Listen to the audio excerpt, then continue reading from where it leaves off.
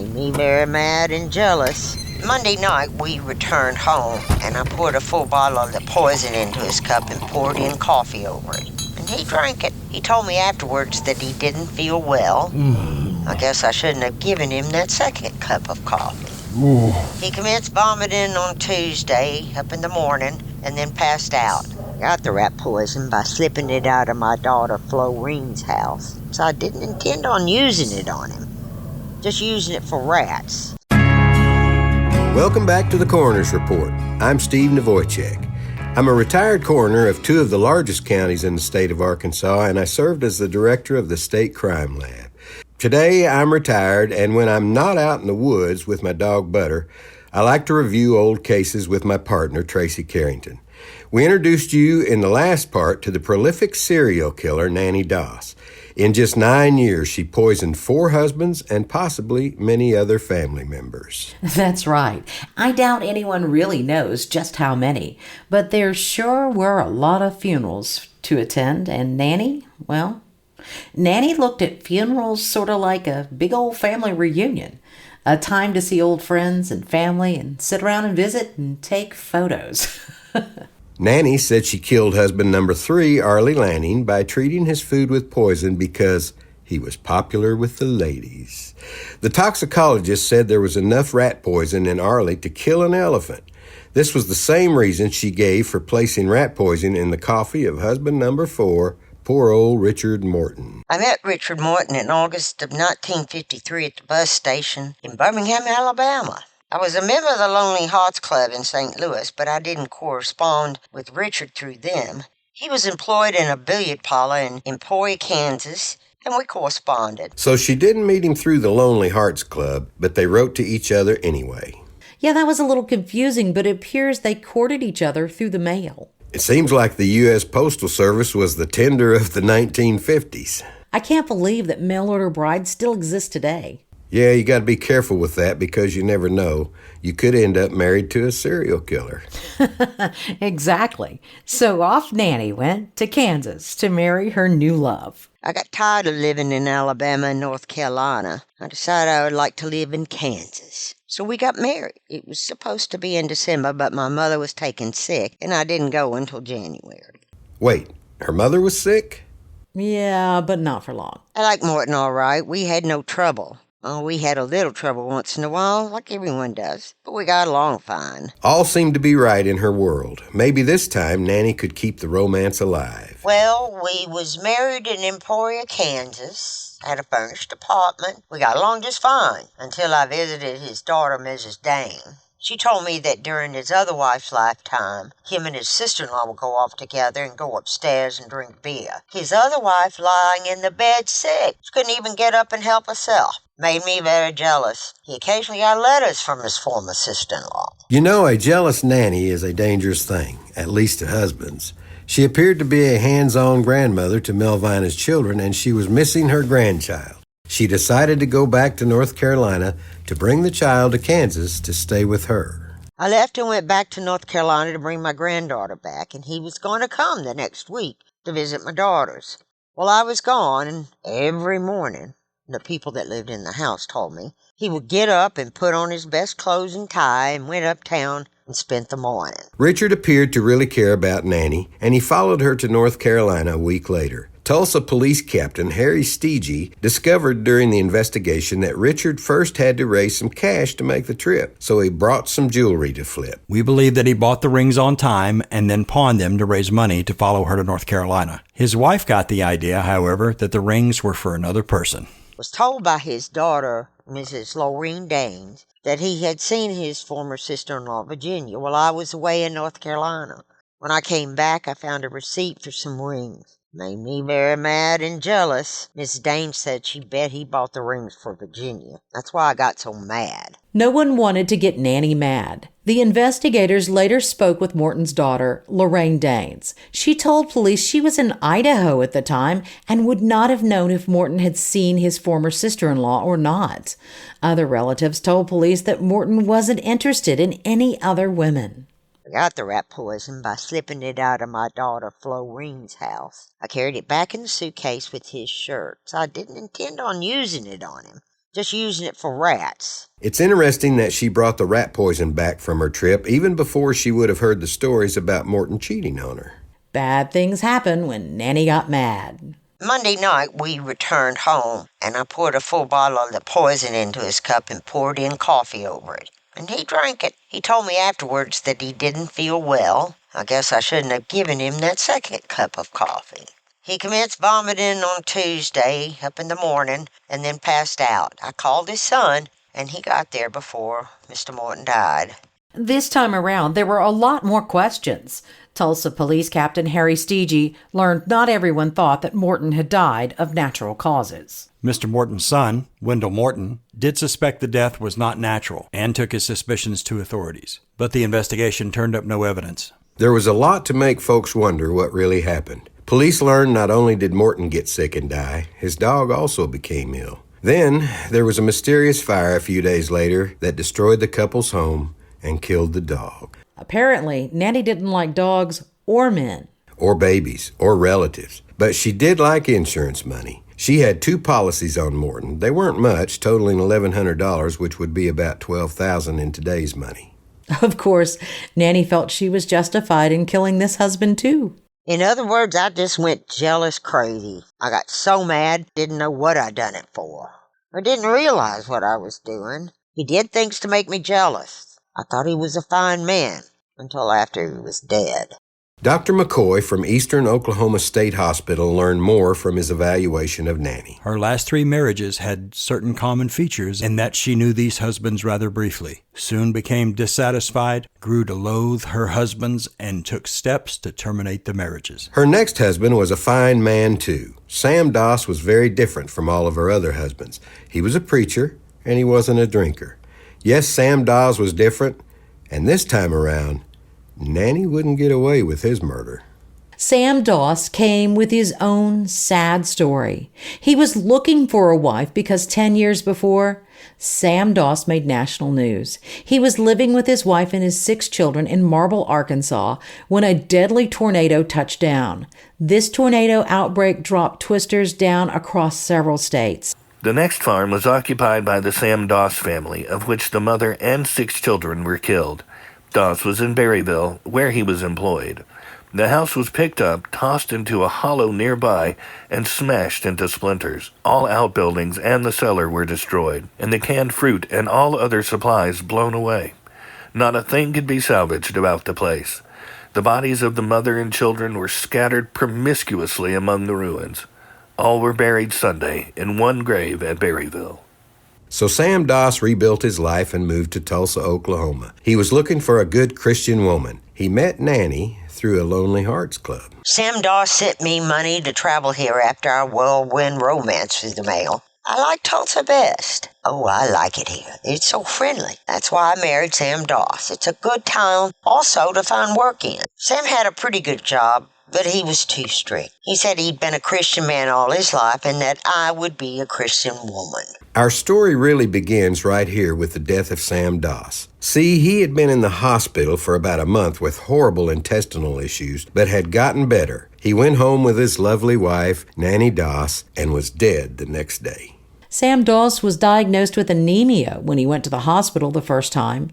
The second time, the doctor suspected a heart attack. Dr. Randy Hill says he understands that diagnosis.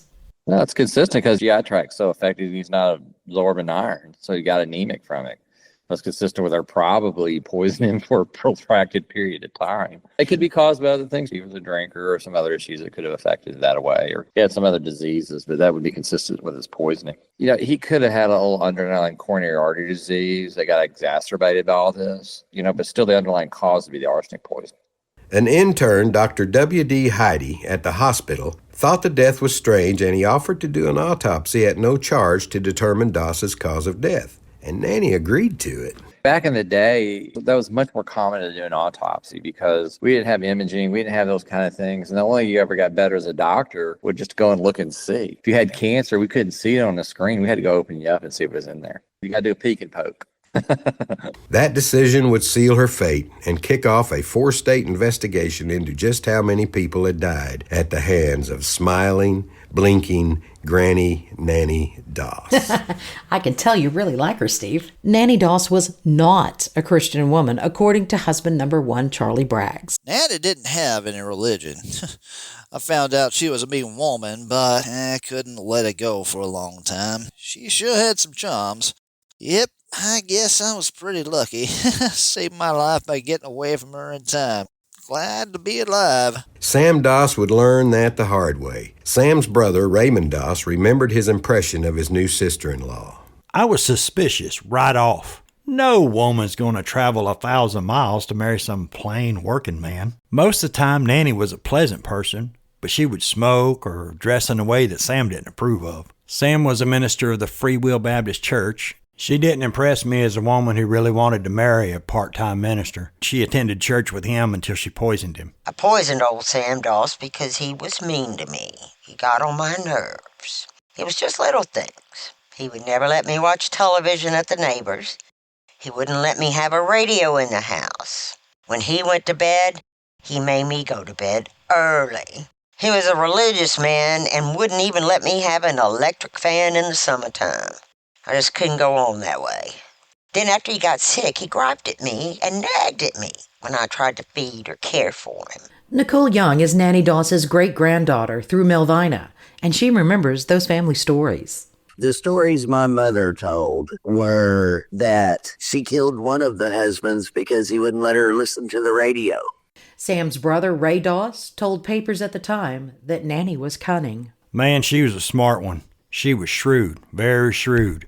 And I seem to remember that some of the times she'd tell you one thing and then the next time just the opposite. Once, at our house, after Sam got sick, she was trying to get him to eat, but he just wouldn't.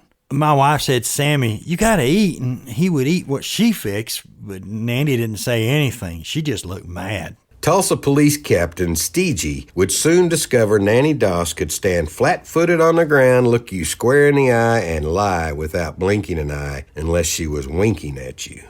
I don't know what caused Sam Doss's death. He became violently ill and died right after I called the doctor to our home in Tulsa. At first, Nannie told us she only put 1 teaspoon of liquid poison that she had purchased at a Tulsa grocery in Doss's coffee. I didn't buy that poison from the grocery store.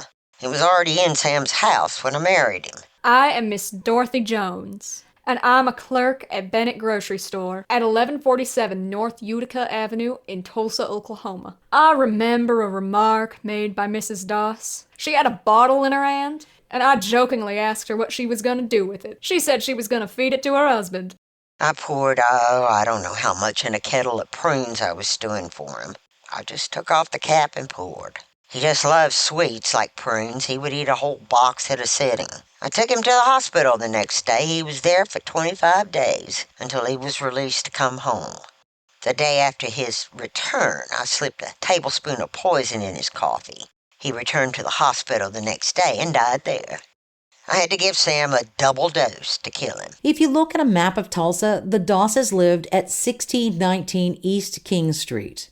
The grocery store is about 3 miles away. So it made sense to pick up a little arsenic at the local grocery store while you were out shopping. Sounds like you've gone on a shopping trip before, Tracy. Would you like a cup of coffee, Steve? Nope, not a chance. So this whole story, the investigation, the court case, everything begins right here with Sam Doss's death. Sometimes an autopsy can open a big old can of worms. It was November 1954 when the story hit the newspaper for the first time. Tulsa Police Captain Harry Steegey landed the case and was quoted saying a laboratory report from the Crime Bureau showed Doss had enough arsenic in him to kill 18 men. As much as Nannie played the police, the police played her. It was a well-matched game. Later, Captain Harry Steegey, a veteran Tulsa homicide detective with a round face and cagey eyes, took over the questioning. His manner was sympathy itself. He treated her like a daughter. Under his warm influence, Mrs. Doss blossomed, laughed like any Southern belle at his attentions, and talked. She must have really loved her fan and wanted a TV. Captain Harry Steegey hit the ground running with this case.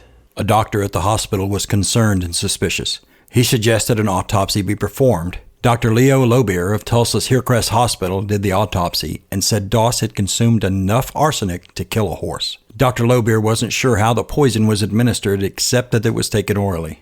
We have kept Miss Doss under secret police surveillance since her husband's death. We could have arrested Miss Doss, but we didn't have enough evidence to hold her. Undercover police surveillance sounds like something from a spy novel, but it wasn't.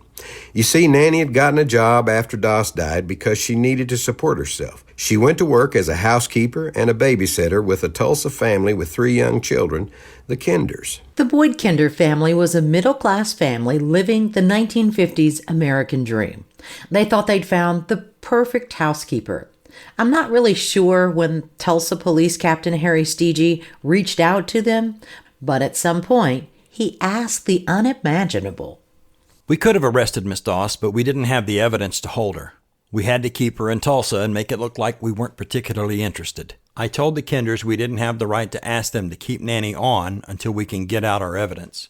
I wouldn't have blamed them if they discharged her, but I said if you can see your way to keep her on, we'd appreciate it. There is no way I would have agreed to this, but the Kinders were special people. For 3 weeks, they kept Nannie in their home with their kids while the police built their case. Nannie started working for our family after her husband died. She's the best worker we ever had. She did everything. Cleaned the house, washed the clothes, cooked, and looked after the children. Our 3 kids fell in love with Nannie, and that's what we called her, Nannie. Little David was especially fond of her. He would wake up early, and as soon as his little feet hit the floor, he would run to Nannie's room. She would ride him horsey back, on her foot or her knee. David had his 4th birthday while she was with us, and Nannie bought him a toy car. I asked her if she would bake a birthday cake, and she told me she'd already done so. It was a lovely cake. She liked to bake hot bread and biscuits, and we only purchased 1 loaf of bread while she was here. She also made a fine sweet potato pie. We kept her on as our housekeeper at the request of the police and the investigators for the county attorney. She regularly attended Methodist church. She wanted to take the children to Sunday school, but I put her off. Nannie loved TV, and her favorite program was Portia Faces Life about a murder trial. Nannie maintained the woman was innocent. As the days passed, both me and my wife became light sleepers too. If I heard a door creak, I was wide awake. I always called home 3 or 4 times a day, but I was pretty sure in my own mind that Nannie wouldn't harm the youngsters, but there was still doubt. I think she knew when we were talking to the police. She would have a funny look on her face, but she would never say anything. As time went on, it was like Nannie had an intuition that she would be arrested. She asked us not to tell the children that the men were police officers. She said to tell them that they were insurance agents and that she had to make a trip to town. They arrested her Friday. Saturday, Nannie was pictured in the newspaper, and David saw it on the floor as he ate his breakfast. He jumped down and cried out, "There's Nannie!" Then he bent over and kissed the picture. Nannie was pleased when we came to see her at the police headquarters today. She was laughing and joking. She asked about the children and told us she missed them more than anything. She particularly said she missed David. All we could say about Nannie was that she was a good woman, and she impressed us in that way. We weren't worried about the food Nannie fixed. She ate what we did. When she poured coffee, she would pour herself a cup. We didn't fear eating food which she ate. Well, the evidence shows that she may have killed him, but Nannie had us convinced she was innocent. We are so very glad it's over. I really don't know if she killed her husbands. You have to remember now that this was just as the investigation began, and they had no idea what was going to be revealed. Don't you know they were horrified when they found out? This just shows how charming and manipulative Nannie could be. Captain Stege would soon find out just how smooth Nannie Doss could be. Her jolly disposition never changed, as she was denied knowing anything about the arsenic that killed Doss. 8 interrogators working in 2-man teams questioned her for 7 hours that night before she was permitted to go to bed.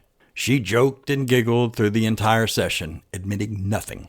Then, right before midnight, she said, "Yes, I killed him." Everyone was a little shocked, including the police stenographer. She was as calm and composed as she might have been if she were being baptized. She answers just about all our questions in a straightforward manner. She laughs when something funny is said. She looks at you straight in the eye when she tells you she poisoned this husband or that husband. Mrs. Doss shows no obvious signs of unbalance. A fellow reporter described her as childlike. In many ways, it is an apt description. For one thing, she often seems remarkably eager to please, obliging, or at least amenable even when it is distinctly not in her best interest to be. At the same time, one cannot help feeling that her outward personality, that of a smiling, buxom, grandmotherly Southern housewife, is at least something of a mask. Her laugh sometimes rings falsely, dragged out a trifle too long. Her eyes are black and fathomless, and icy when you look carefully, and in times of stress she squints, giving herself sort of fierce look. Even her close family members were shocked when Nannie was arrested for murder. Nicole Young is Nannie's great-granddaughter and remembers what her mother told her. She remembers Nannie as sweet, happy, smiling, didn't oblivious to anything that was going on until the arrest. Slowly, one by one, Nannie started confessing. Chomping away on a piece of gum, she added her second and third husband to the list of men she had killed.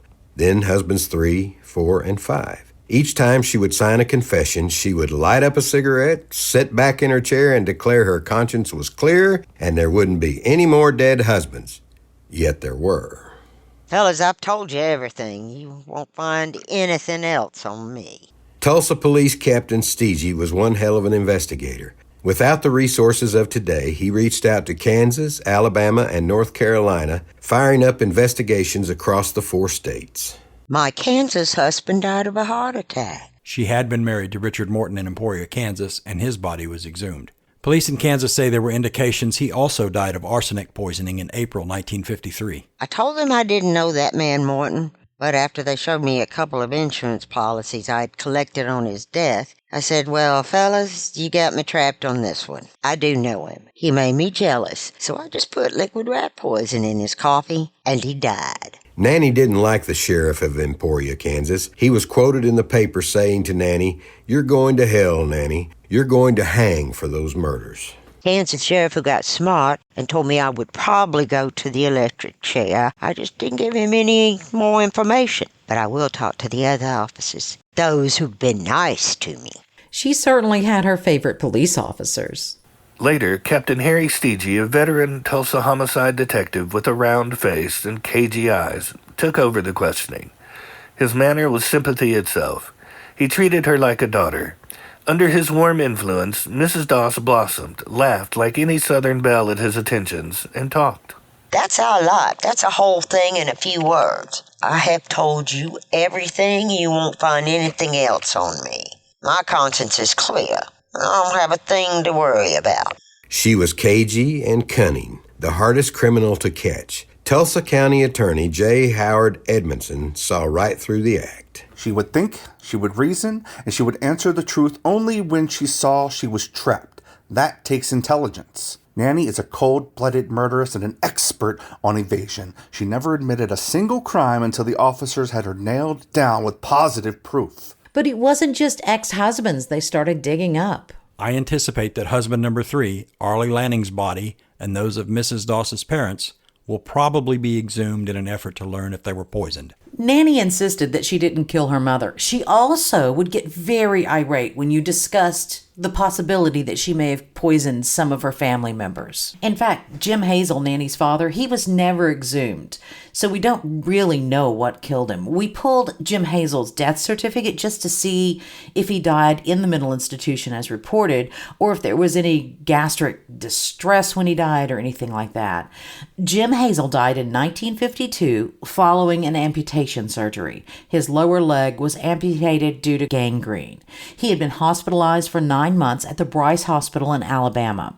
Bryce was Alabama's oldest and largest inpatient psychiatric facility.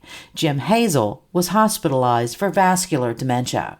Even though they had been divorced for years, Lou Hazel was listed as the informant, so it appears that at least they stayed in touch.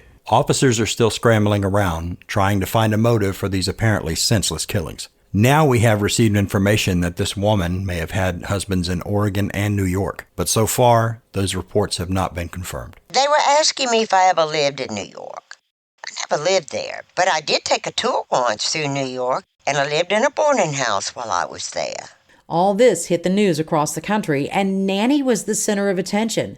and she loved every minute of it. Our latest husband killer, Miss Nannie Doss of Alabama, North Carolina, and Oklahoma, is really having herself a big time. Television interviews, press notices, photographers' flashbulbs bursting around her, popular magazines dickering for her life story. If you're going in for murder, it looks like the wholesale kind pay off best. The law also seems to revel in these gory affairs. The states must squabble over which has the right to try her first. Lawyers will struggle to prove her innocent. Psychiatrists will claim she's insane, or a victim of a bad social environment, or an unfortunate female with a complex who loves men but hates husbands. Meanwhile, Mrs. Doss will enjoy more publicity than the President of the United States. Other half-wits and crackpots, envying her notoriety, will vie for the same public attention, and so the merry-go-round of crime will be speeded up. If Mrs. Doss lived in England, she would now be on trial, would get a speedy verdict, and by Christmas probably be dead as her husband's. Over here, we just can't bear to be unkind to criminals.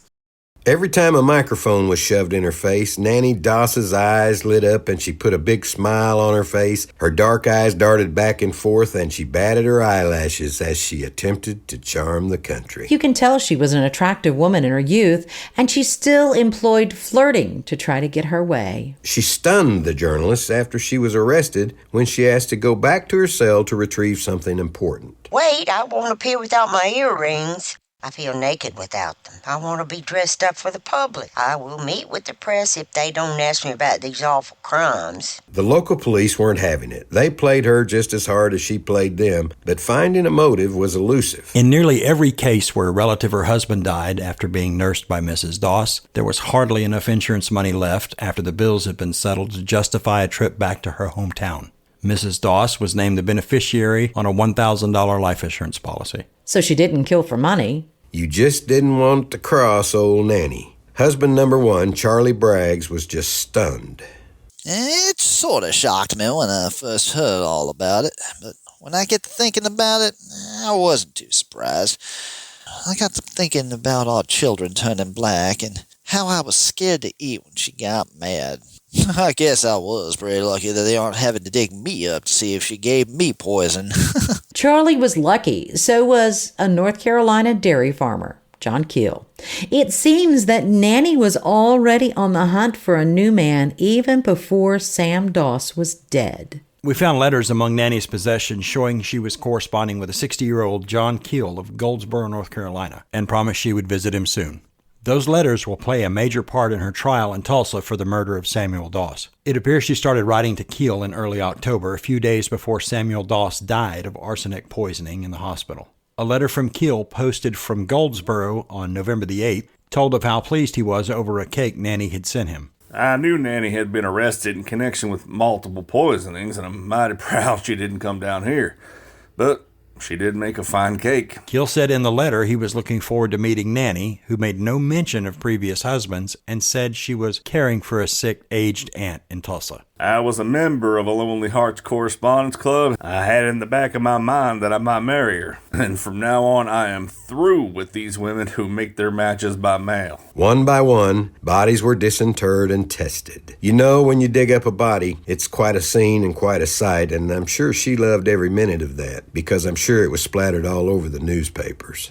Just because you got buried in what was sold to you as a lifetime guaranteed casket, that doesn't always happen. Usually water seeps in, leaving horrible things behind to try and figure out. Digging up a body brings along a lot of problems, but it also can really answer some questions, only if the body's still in good shape, though. And that first body that came out of the ground?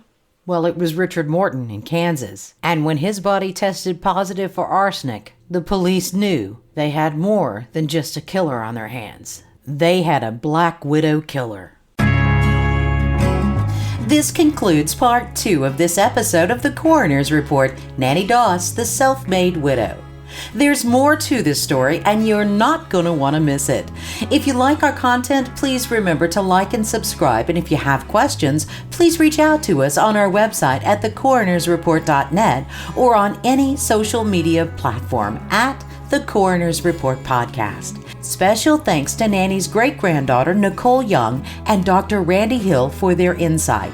Thanks also goes out to our voice actors, J.D. West, Amy Oliver Barnes, Chris Schaefer, Alan Prather, Sean Davis, Savvy Valentine, and Diane Jones. Copyright 2025 Aussie Grove Media Group, LLC.